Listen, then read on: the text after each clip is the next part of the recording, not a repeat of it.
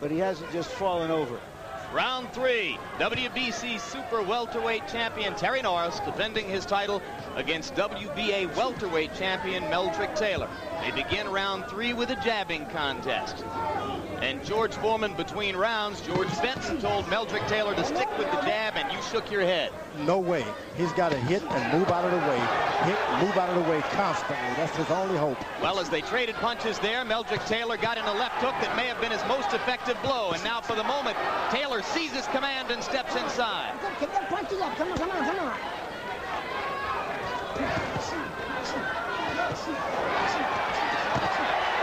Norris missing twice with the right hand. Got a glancing land with it once. Left to the body by Norris was good.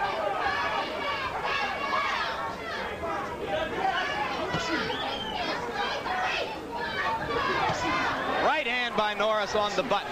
Meldrick doesn't have a lot of commitment to the jab, George. No, and he should never. He's standing still because his corner told him to use this jab. If they had told him to hit and run away, he would have a better chance at this point. Meldrick got off to a good start in this round, but now Terry Norris is taking over again.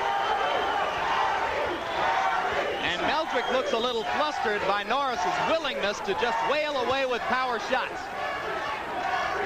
Don't know how long Terry Norris can bounce like that, though. He only bounces when he's extra confident. Now Mills Lane gets ready to talk about low blows again, and Meldrick Taylor argues, no, I didn't get him low. Right hand lands. And Taylor sticks his tongue out at him and says, I took your shot, you didn't get me. Well, that usually means just the opposite. Good lefts to the body by Taylor, 2 of them in sequence. That's where I think he has to go, George, inside and to the body. That's right, and out of the way, because if this fight goes the distance, those body punches are going to start to hurt and wear down Terry Norris, bouncing around with his legs. Particularly if Norris, as we suspect might be the case, is overtrained and ill-prepared to stretch himself to 12 rounds in this heat.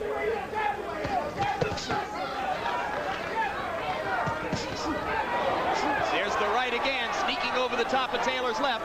Meldrick again with the smile on his face. I'm not sure the message will get across if Terry Norris keeps landing this way.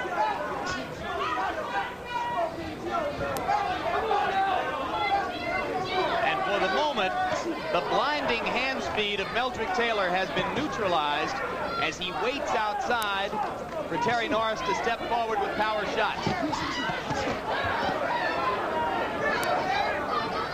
Norris, I feel, is fighting the fight that Meldrick Taylor should be fighting. Move, hit a few, and get out of the way.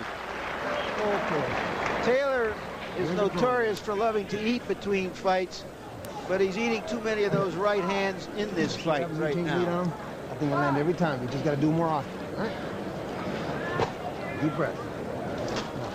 Now we start going in the body. Okay? Leaving that hook. Make sure that right hand is up because he's going to counter with the hook. All right? Let's get up. All right. Okay. You understand? Now, don't be on the outside. Now, you got to move up, but you got to move up behind the left hand. Okay. See, don't be hanging outside. This guy's trying to hit you with a long punch. So you're on the outside too much. You got to jab your way in, jab his chest, then go to the body. Yeah, now don't move up in a crouch. Okay, let's take a look. There's a nice left hand by Norris to the body. But the right hand to the long looping right hand, it isn't hitting Taylor flush, but it's effective, it's scoring, and it piles up points. And it messes up the ear so you can't hear your instructions that well. And Meldrick doesn't seem to know yet how to neutralize it.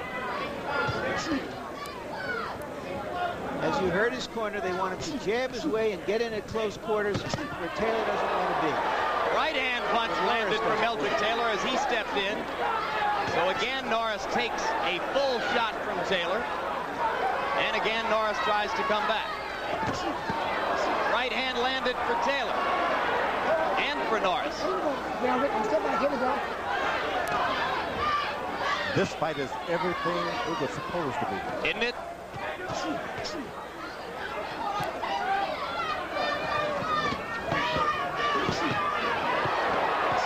Good, solid lefts in close by Taylor. A right hand by Norris in exchange. Again, the right hand lands for Norris. Taylor's left not there to block it. Overhand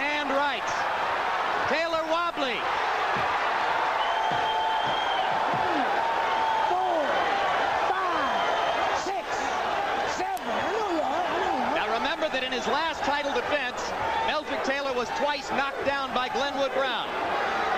These are right hands by Norris that have done the damage. Norris, of course, has invested into some good body shots also. Solid left hand. Meldrick swinging wildly, leaving himself wide open. Norris missed an easy shot. Plenty of time left in the round.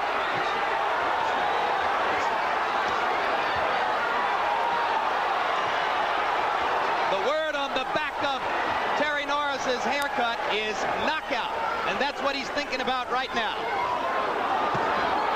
Lou Duba yelling for Meldrick Taylor to clinch, but Meldrick keeps throwing leather and dropping his hands. Norris with the uppercut landed. He's trying to measure him and take a shot. It's about pure heart now. Come on, Mel. Skills went out of the window. Meldrick's still wobbly in there, George. Put that jab up there. Should he be grabbing and clinching? He should, but he's got too much heart in his soul. He's Philadelphia bred and trained. He doesn't know how to clinch. He thinks that as Norris throws, he's going to get a chance to land one in return. Norris with another solid right. Meldrick is woozy on the ropes. Second knockdown. There'll be about 20 seconds left when the count is complete. Here comes Terry Norris to try to finish him off. There's no 3 knockdown rule. Keep that in mind. And there's no quit in Meldrick Taylor. A decision for Lane to make. He's very close to stopping it, and there it is. Rightful decision.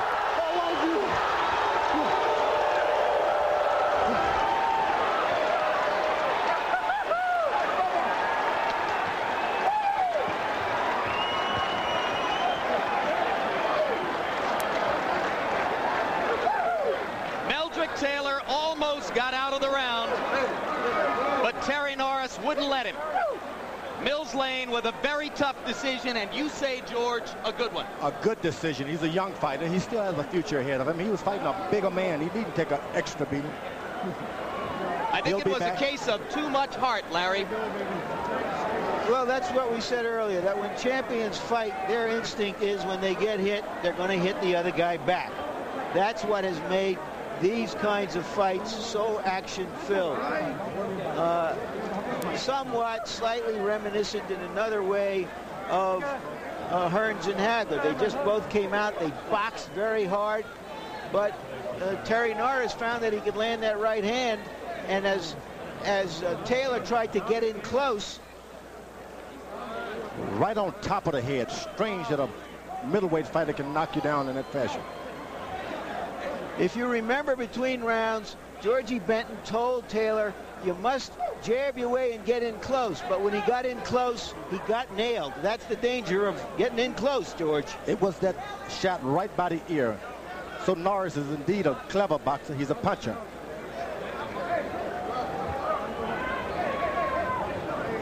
Now let's take a look at the second knockdown. We're going to, from some different angles. There was probably the hardest punch of the lot. And you can see Taylor is hurt, and a punch on top of the head sends him reeling. He's off balance, dazed. Who gives you instructions for when you're hurt? Only your heart and only your memory can give you those instructions. And those shots, the first one was right on between the chin and the cheekbone, which is hard to recover from. Interestingly, Terry Norris has a history of hitting fighters when they're down. He got disqualified for it once. He did it to both Leonard and Curry. He managed to restrain himself here, even though he had 2 free shots at Taylor as Taylor was going down. Yeah, you practice for months and months. That's a hard thing to control. There we go. There's Mills Lane stepping in with the final decision.